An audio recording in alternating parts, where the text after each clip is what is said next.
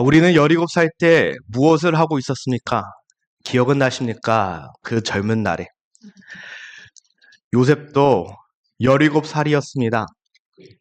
아직 인생이 무엇인지 다 알지도 못하는 나이입니다.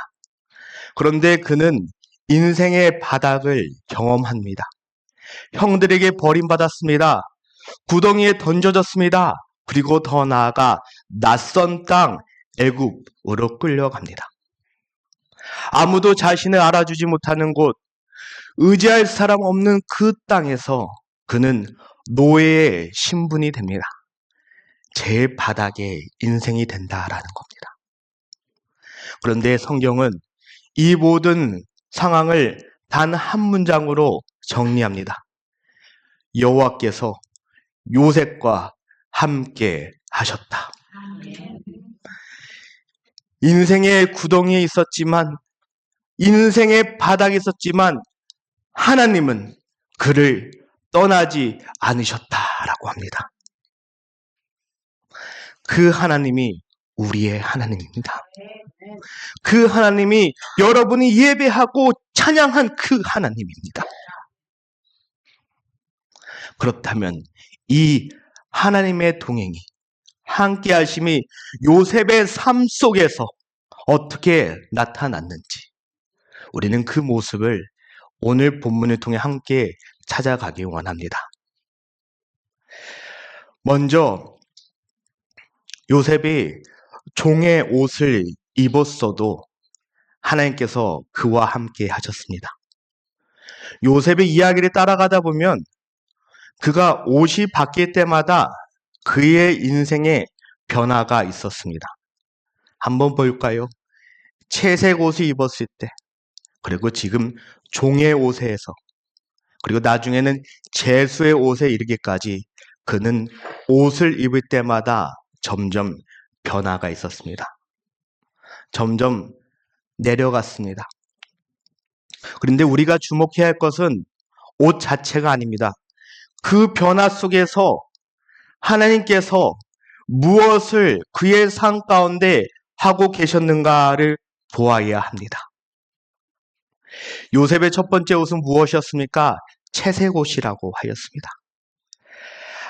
아버지 야곱이 특별히 그 요셉을 사랑하여서 입혀줬던 그 옷입니다. 지금 말로 하면 리미티드 에디션이지 않을까 싶습니다. 그 옷은 사랑의 상징이었습니다. 아버지 야곱이 내가 너를 이만큼 사랑한다. 그런데 그 옷은 동시에 편애의 상징이기도 하였습니다. 아버지가 봤을 때는 사랑이었지만 형제들이 그 옷을 봤을 때는 마음에 불편함이 있었습니다. 요셉은 바로 그 옷 때문에 형제들과 갈등을 겪었습니다. 그리고 자신도 점점 그 옷을 의지하게 되었습니다. 형들을 자꾸 감독하였습니다. 형들이 무엇을 잘했다, 잘못했다 아버지에게 일러 바쳤습니다. 그런데 형들이 그 옷을 억지로 벗깁니다. 그리고 요셉은 지금 종의 옷을 입게 됩니다. 우리는 이것을 비극으로 볼 수 있습니다. 그러나 믿음의 눈으로 보면 그렇지는 않습니다. 이것은 무너짐이 아니라 시작입니다. 무슨 시작입니까? 하나님께서 본격적으로 요셉의 삶에 개입하기 시작하는 그 시작 지점입니다. 하나님은 요셉을 사람에게 기대어 살아가던 자리, 자신의 옷을 기대어 살아가던 자리에서 바로 여호와 하나님을 의지하며 나아가는 자리로 그를 점점 옮겨 가십니다. 창세기 39장 1절을 보면 요셉은 애굽으로 끌려가 보디발의 집에 팔려갔다라고 합니다. 보디발은 누구입니까? 바로의 친위 대장입니다. 권력의 중심에 있는 사람입니다. 그 집에 많은 종들이 있었고 감옥까지 딸려 있었습니다. 요셉은 그 곳에서 가장 낮은 자리, 종으로 인생을 다시 시작합니다. 하루아침에 모든 것이 바뀌었습니다. 어제까지만 해도 아버지에게 사랑받았던 아들이었습니다. 그런데 지금은 주인의 명령을 기다려야 하는 종입니다. 선택할 수 있는 것도 하나도 없고, 계획할 수 있는 것도 하나도 없고, 그의 삶에 자유도 없습니다. 그는 그저 주어진 자리에서 살아가야 합니다. 그런데 이 상황 속에서 요셉은 무너지지 않습니다. 성경은 그 어떤 곳에서 그의 원망이나 분노를 기록하고 있지 않습니다. 분명 불평할 수 있는 자리였습니다. 원망할 수 있는 순간이었습니다. 그런데 성경은 그의 그런 모습을 기록하고 있지 않습니다. 대신 한 문장으로 설명합니다. 2절입니다. 여호와께서 요셉과 함께 하심으로. 이것이 전부입니다. 그리고 이어서 말합니다. 그가 형통한 자가 되었다라고 합니다. 요셉은 지금 채색 옷이 아니라 종의 옷을 입었지만 하나님이 그와 함께 하셨기에 그는 형통한 자가 됩니다. 그렇다면 형통은 무엇입니까? 우리는 형통이라 하면 일이 되게 잘 풀리는 것만 생각합니다. 그러나 성경은 다르게 말합니다. 형통은 상황이 아니라 하나님과의 관계입니다. 하나님과 함께하는 삶, 그것이 바로 형통입니다. 요셉은 최악의 상황 가운데 있었습니다. 지금 종입니다. 그것도 외국에서, 타지에서 종으로 살아갑니다. 그러나 그 자리, 하나님과 함께 하심을 성경은 기록합니다. 그래서 그는 형통한 사람이었다라고 합니다. 그는 현실을 부정하지 않았습니다. 종의 옷을 입었습니다. 자신의 지금 상황을 받아들였습니다. 하지만 그 자리에서 그는 하나님 앞에서 성실하게 살아갔습니다. 그것이 바로 형통입니다. 나의 삶 가운데 하나님께서 허락하신 믿고 나의 상황 가운데 성실하고 신실하게 나아가는 것, 그것이 형통이라는 것입니다.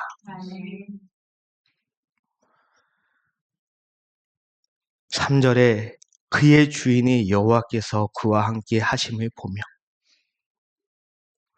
보디발이 그것을 알아봅니다. 보디발 이방인입니다. 하나님을 예배하는 사람이 아닙니다. 그런데 그 이방인이, 하나님을 모르는 사람이 요셉을 보면서 하나님께서 그와 함께 하심을 보았다라고 합니다. 요셉은 자신을 설명하지 않았습니다. 보디발에게 설교하지 않았습니다. 강요하지도 않았습니다. 내가 믿는 하나님이 어떤 분이신가 하면, 내가 얼마나 신실하게 신앙생활을 했는가 하면, 그런 것이 하나도 없습니다. 그는 그저 그 환경 가운데, 그 상황 가운데 성실하게 자신에게 주어진 것을 감당하며 살아갔을 뿐입니다. 그런데 그 삶을 통해 그의 삶 가운데 하나님이 드러납니다. 하나님과 함께하는 삶은 숨겨지지 않습니다. 반드시 드러납니다. 내가 드러내려고 해서 나타나는 것이 아니라 그냥 드러납니다. 이 사람은 뭔가 다르다. 제가 왜 다른가 하면요. 제가 목사예요. 아닙니다. 제가 왜 다른가 하면 제가 장로예요. 아닙니다. 그냥 하나님께서 그와 함께 하심이 보디발의 눈에 느껴집니다. 하나님을 모르는 사람도 그 삶을 통해 하나님을 보게 됩니다. 그래서 보디발은 큰 결정을 합니다. 나의 집안의 모든 것을 요셉에게 맡깁니다. 비록 종의 옷을 입었지만 그는 사람들에게 인정받습니다. 보디발에게 인정받습니다. 옷이 바뀌었어도, 신분이 노예였어도, 종이 되었어도, 환경이 바뀌었어도 한 가지는 변하지 않습니다. 바로 하나님이 함께 하신다는 사실입니다. 참 의미 있는 장면입니다. 채색 옷을 입고 있을 때는, 자기가 감독같이 역할을 했을 때는 형들에게 인정받지 못했습니다. 그러나 종의 옷을 입고 하나님과 함께하며 섬길 때, 오히려 낮게 섬길 때 인정받는 사람이 되는 것을 봅니다. 무엇을 입느냐가 아니라 하나님이 너와 함께 하시냐가 더 중요하다는 것을 볼 수 있습니다. 비록 종의 옷을 입고 있어도 하나님이 함께 하시면 형통합니다. 하나님과의 관계가 살아있습니다. 하나님의 관계가 살아있으면 하나님 모르는 사람도 느껴지게 되는 겁니다. 여러분은 하나님과의 관계 어떠십니까? 살아있습니까? 죽어 있습니까? 우리 몸에도 혈관이 막히면 피가 안 통해서 괴사가 일어나지 않습니까? 우리 신앙생활 하다가 하나님과의 관계가 막혀 있으면 우리는 영적인 괴사가 일어납니다. 내가 말라가는 겁니다. 내가 죽어가는 겁니다. 내가 알았을 때 너무 늦게 되는 겁니다.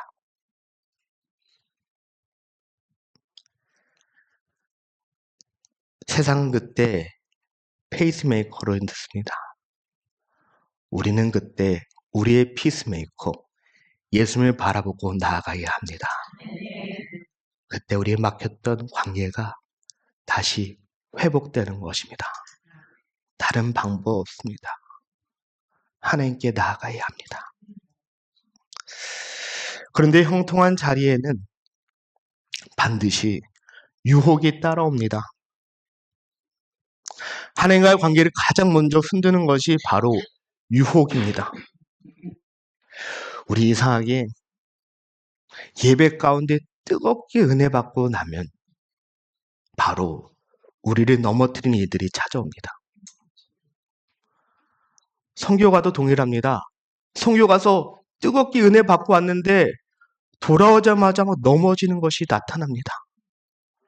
우리 예배 가운데 뜨겁게 은혜 받았는데 우리 넘어지기 시작합니다. 형통한 자리에 있는데 요셉에게 넘어뜨리려 하는 시험이 찾아옵니다. 두 번째는 요셉의 유혹의 자리에서도 하나님은 함께 하셨습니다. 보디발이 집의 모든 관리를 요셉에게 맡깁니다. 그때 보디발의 아내가 요셉을 주목하기 시작합니다. 성경 요셉에 대해 말하길 6절입니다. 요셉은 용모가 빼어나고 아름다웠더라. 요셉의 외모가 엄청나게 뛰어난 듯합니다. 보디발의 아내에게 그가 들어옵니다.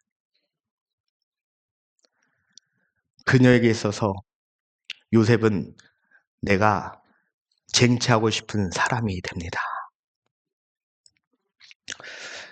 아마 처음에는 눈짓으로 하지 않았을까 싶습니다. 작은 시작이요. 이렇게 째려보지 않았을까요? 윙크도 하고 갑자기 안 그리던 아이라인도 진하게 그리고 두 번째는 빨간 립스틱을 바르고 이렇게 입으로 점점 더 대담해집니다. 그리고 점점 그 대담한 것이 마침내 노골적으로 나타납니다. 바로 동침을 요구합니다. 항상 유혹은 이렇게 찾아옵니다. 처음에는 작은 것으로 찾아오는데 조금씩 우리를 더 흔들어 놓습니다. 요셉에게 있어서 이 상황은 결코 가볍지 않습니다. 누가 자기를 유혹합니까? 바로 보디발의 아내입니다. 이 집에서 보디발 다음으로 어쩌면 보디발에 쥐고 있는 사람도 보디발의 아내이지 않을까 싶습니다. 그렇게 권세 있는 사람이 자기를 유혹합니다. 종의 신분으로서 주인의 아내를 거절하는 것은 절대로 쉬운 것이 아닙니다. 위험을 감수해야 합니다. 내가 지금 머물고 있는 그것을 쫓겨날 수 있다는 사실이 내가 언제 어떻게 될지 모르는 그 위험을 감수합니다. 거절하면 어떤 일이 벌어질지 알 수 없습니다. 하지만 타협하면 아무도 모르게 넘어갈 수 있는 상황입니다. 그럼에도 불구하고 요셉은 분명하게 거절합니다. 타협하지 않습니다. 그런데 이 유혹은 한 번으로 끝나지 않습니다. 10절은 이렇게 말합니다. 날마다 요셉에게 청하였으나 every day, every moment 그가 볼 때마다 계속 유혹했다라는 것입니다. 끊임없는 ongoing 유혹이었습니다. 이것은 한 번의 결단으로 해결되는 문제가 아니라 날마다 새롭게 선택해야 합니다. 하루가 아니라 매일이었다라고 합니다. 그럼에도 불구하고 요셉은 무너지지 않습니다. 그 이유는 단 하나였습니다. 그는 하나님을 의식하는 삶을 살았기 때문입니다. 그는 하나님을 자신의 삶의 중심에 두고 살았기 때문입니다. 요셉이 거절한 이유는 분명합니다. 9절에 내가 어찌 이 큰 악을 행하여 하나님께 죄를 지으리까? 종이 보디발의 아내, 주인의 아내에게 이 말을 하려면 엄청난 용기가 필요합니다. 이 고백 안에는 두 가지가 담겨 있습니다. 하나, 먼저 주인 보디발에 대한 그의 마음입니다. 자신을 신뢰하고 이 모든 것을 맡긴, 영어로 entrust라고 쓰죠. 이 맡긴 주인을 믿고 배신할 수 없던 그 요셉의 고백입니다. 그리고 다른 하나는 바로 하나님입니다. 이것은 도덕적 문제가 아니라 하나님과의 관계의 문제입니다. 하나님이 정하신 선을 넘는 것은 자유가 아니라 죄라는 것을 그는 분명히 알았습니다. 이 선 넘어도 괜찮겠지? 넘으면 내가 죽을까가 아니라 그 선을 넘으면 안 된다. 어찌 내가 이 큰 악을 범하겠는가? 라는 그의 결심입니다. 그는 분명히 알았습니다. 여기서 중요한 원리가 드러납니다. 유혹은 하나님을 미워하게 만드는 것이 아니라 하나님을 우리의 마음 가운데 잊어버리게 만듭니다. 우리가 죄를 짓는 순간 사람이 없을 때가 아닙니다. 우리가 하나님을 의식하지 않을 때 죄를 범합니다. 아무도 보지 않는 것 같아도 마치 하나님도 보지 않는다고 착각하는 그 순간에 유혹은 우리에게 더 강하게 다가옵니다. 괜찮겠지. 아무도 안 보겠지. 엘로히 하나님, 천지를 창조하신 분께서 여러분을 불꽃 같은 눈으로 지켜보고 있습니다. 요셉은 아무도 없는 자리에서도 누가 나와 함께 하시는지 잊어버리지 않았습니다. 내가 어찌 하나님께 죄를 지으리까? 이 고백 안에 그의 삶이 무엇이 우선이고 무엇이 중심인지를 알 수 있습니다. 하나님은 지금 나와 함께 하신다는 그 의식이, 그 믿음이 요셉을 지켜주었습니다. 보디발 아내는 얼마나 더 적극적으로 행동하였습니까? 아무도 없는 집에 요셉을 불러서 가지 말라고 그의 옷을 붙잡았습니다. 그때 요셉은 싸우지 않았습니다. 왜 이러세요? 설득하지 않았습니다. 그는 그 자리에서 도망쳐 나왔습니다. 옷은 버려두고 밖으로 나갔습니다. 비록 나의 옷은 잊어버렸지만 자신을 지켰습니다. 믿음을 지켰습니다. 이 장면은 우리에게 분명한 교훈을 줍니다. 유혹을 이기는 방법은 싸워서 이기는 것이 아니라 그 자리에서 피해야 합니다. 우리는 종종 버텨보려고 합니다. 그러나 유혹 앞에는 버티는 것은 지혜가 아닙니다.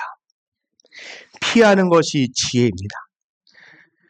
필요하다면 손해를 보더라도 그 자리에서 떠나는 것이 맞습니다.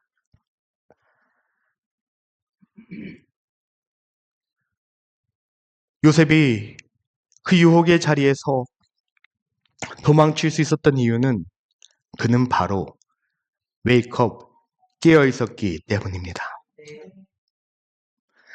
하나님을 의식하는 그 삶이 그를 깨어있게 하였습니다.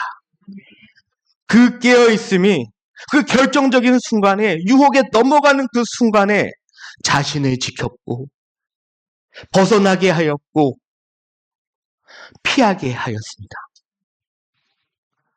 유혹 앞에서 깨어있는 자는 싸우는 것이 아니라 도망치는 자입니다. 우리는 그래서 도망쳐야 합니다. 싸우는 것 나를 의지하지 마시고 피하십시오. 도망가십시오.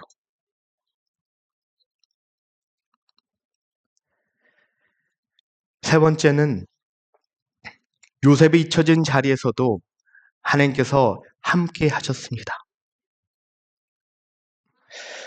요셉의 정직한 선택은 오히려 그에게 더 큰 고난을 줍니다. 보디발의 아내는 상황을 완전히 뒤집어 놓습니다. 자신이 유혹했으면서도 오히려 요셉이 자신을 범하려 하였다라고 합니다. 그리고 그 증거로 무엇을 보여줍니까? 요셉이 놓고 간 그 옷을 내밉니다. 결국 보디발은 그 아내의 말을 듣고 요셉을 감옥에 가둡니다. 결국 그 옷 때문에 그는 감옥에 들어가게 됩니다. 어느덧 세 번째 옷입니다. 바로 죄수의 옷입니다. 채색옷이 벗겨졌을 때는 그래도 갈 곳이 있었습니다. 종의 옷을 입었을 때는 그래도 인정받는 자리가 되었습니다. 그러나 이번에는 다릅니다. 아무 잘못도 없이 올바른 선택을 했는데 돌아온 것은 죄수의 옷입니다. 얼마나 억울한 일입니까? 여기서 우리는 한 가지 진리를 마주하게 됩니다. 하나님과 동행하는 삶이 반드시 편한 삶을 보장하지는 않는다라는 사실입니다. 올바른 선택이 때로는 더 큰 고통으로 우리를 이끌어 가곤 합니다. 의로운 사람이 억울한 일을 당할 수도 있다라고 합니다. 믿음이 있어도 감옥과 같은 상황에 놓일 수도 있습니다. 그렇다면 우리는 물어봅니다. 하나님과 동행하는 것이 나에게는 아무 의미가 없는 것일까? 내가 하나님을 예배하는 것이 나에게는 아무 유익이 없는 것인가? 나의 상황은 더 나빠지고 있는데 내가 지금 하나님을 예배하는 것이 그 하나님은 정말 살아있는 하나님이신가? 내가 교회를 떠나야지. 하나님을 그만 예배해야지. 이런 마음이 우리 가운데 있지 않습니까? 성경은 분명하게 대답합니다. 22절에 여호와께서 요셉과 함께 하시고, 이 말씀의 핵심은 이것입니다. 그 감옥에도 하나님은 그와 함께 하셨다라고 기록하고 있습니다. 하나님은 보디발의 집에만 계신 것이 아니었습니다. 억울한 그 감옥에도 함께 하셨습니다. 자유를 빼앗긴 그곳 어두운 공간에도 하나님은 요셉의 곁을 결코 떠나지 않으셨습니다. 하나님의 동행은 상황에 따라 달라지지 않았습니다. 형통할 때만 함께 하시다가 어려울 때 우리를 떠나시는 분이 아닙니다. 채색 옷을 입을 때에도, 종의 옷을 입을 때에도, 죄색 옷을 입을 때에도 하나님은 한 번도 요셉의 곁을 떠나신 적이 없으십니다. 그 하나님께서도 동일하게 여러분의 곁을 떠나지 않으십니다.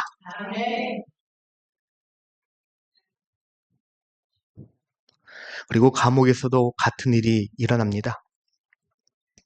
요셉을 통해 많은 사람이 은혜를 받습니다. 환경이 달라졌지만 본질은 변하지 않습니다. 하나님이 함께 하신다는 그 함께 하시는 사람은 어디에 있든지 그가 하나님과 함께 하심을 알게 됩니다. 여기에 물이 있습니다. 깨끗한 물입니다. 이 물이 이 깨끗한 컵에 있든지 더러운 병에 있든지 물 안에 그 병 안에 있는 물은 깨끗하다는 그 본질은 변하지 않습니다.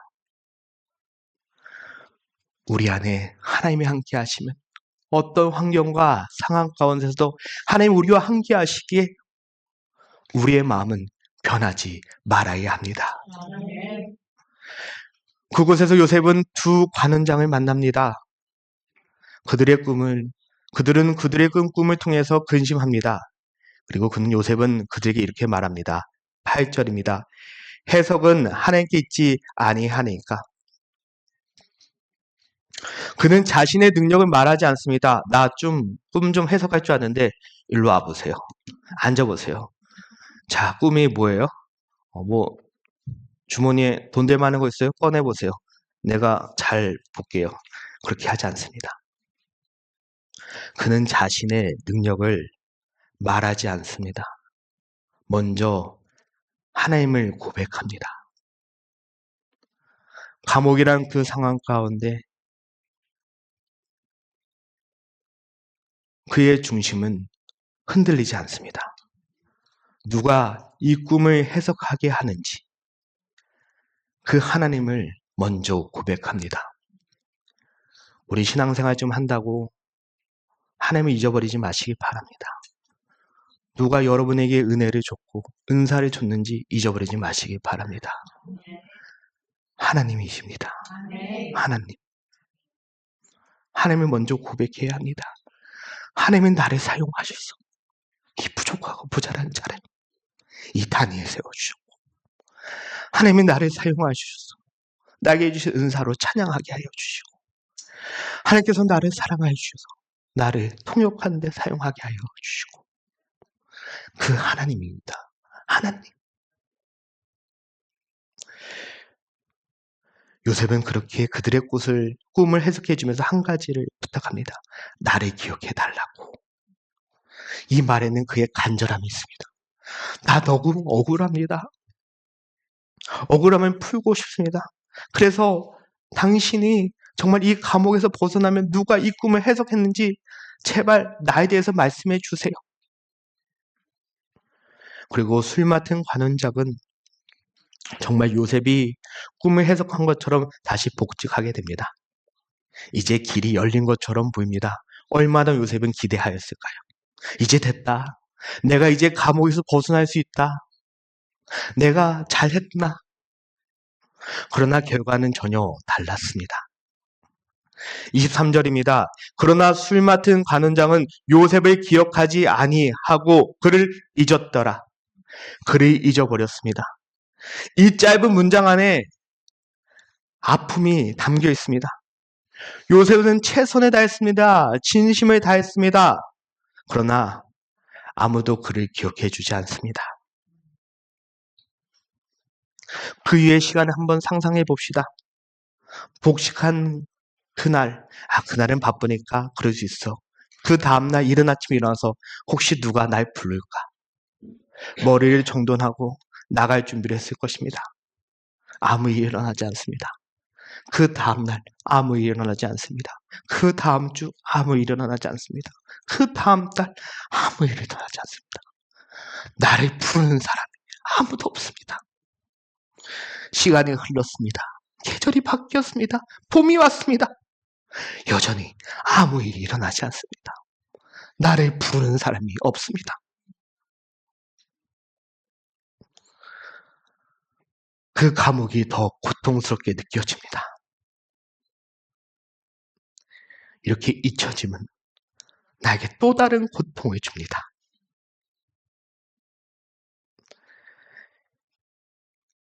잊혀진다는 것, 내가 할 수 있는 것이 아무것도 없음을 인정하는 것입니다.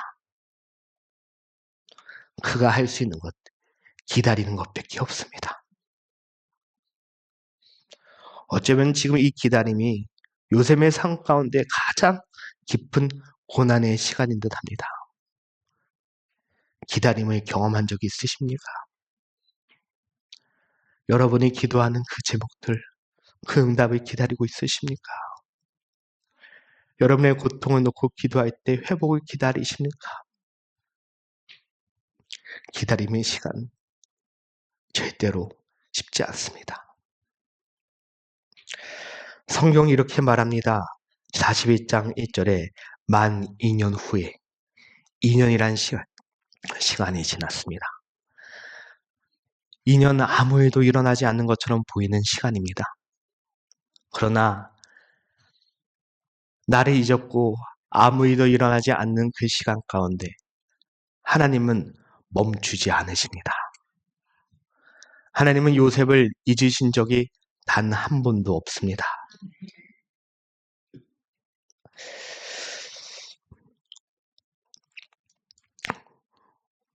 저희가 아마존에서 이렇게 조그만 그 키트 하나를 샀습니다. 뭐냐면 이 나비가 되는 이 뭐라 그러죠?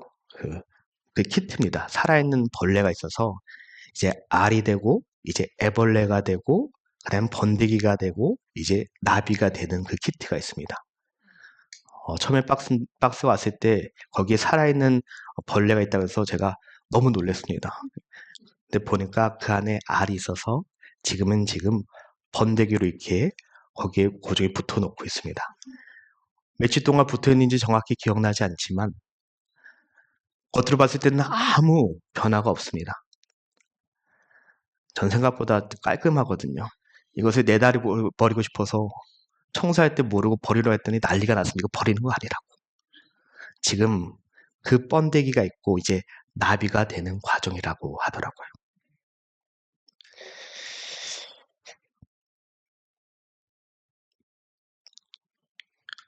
사람들의 눈으로 봤을 때 그 번데기는 죽은 것처럼 보일 수도 있습니다.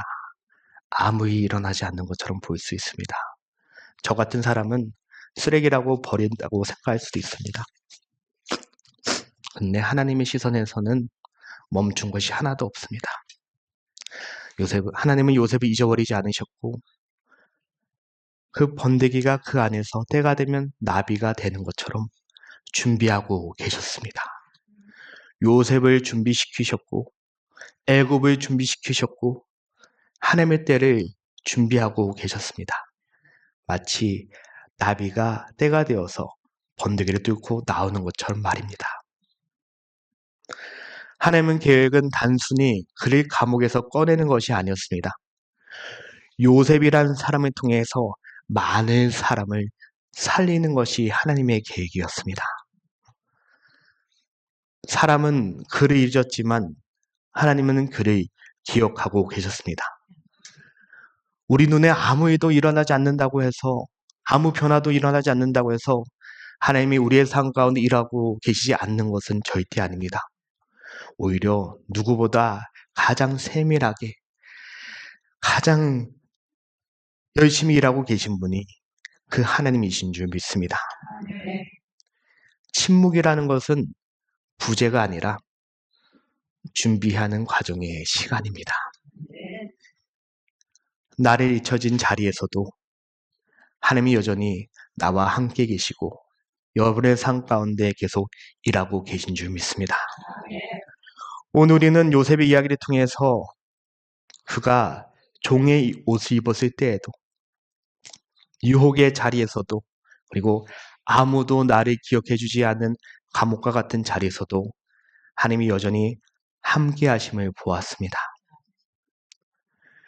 요셉의 인생은 점점 내려갔습니다. 나아지는 것이 아니었습니다. 그러나 한 가지 변하지 않은 것은 분명합니다. 하나님께서 그와 함께 하셨다라는 사실입니다. 지금 우리는 어떤 옷을 입고 계십니까? 채색 옷입니까? 종의 옷입니까? 아니면 감옥 안에 있는 그 옷입니까? 우리는 어떤 자리에 있습니까?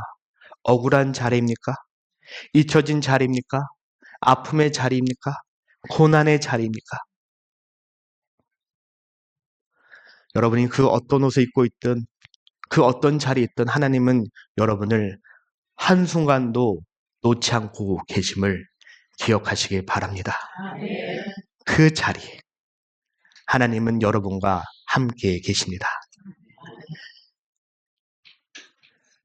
요셉의 이야기를 따라가다 보면 결국에는 예수 그리스도를 향하게 됩니다.